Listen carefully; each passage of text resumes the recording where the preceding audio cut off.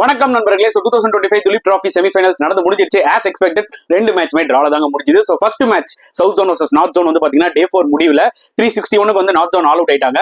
South ஜோன்ல இருந்து நிதிஷ் ஆக்சுவலா இந்த ஒரு டே 4ல சூப்பரா போட்டு 3 விக்கெட் எடுத்தாரு. திருப்பி சவுத் ஜோன் வந்து பாத்தீங்கன்னா செகண்ட் இன்னிங்ஸ்ல 95 for 2 அதுக்குள்ள 2 டீம் அக்செப்ட் பண்ணிட்டு மேட்ச் டிரால முடிச்சிட்டாங்க. அந்த 95 for 2 ஜெகதீசன் ஒரு இம்பார்ட்டன்ட் 50 அடிச்சிருக்காங்க. ஸோ ஃபர்ஸ்ட் இன்னிங்ஸ்ல ஒரு 197, செகண்ட் இன்னிங்ஸ்ல ஒரு 50.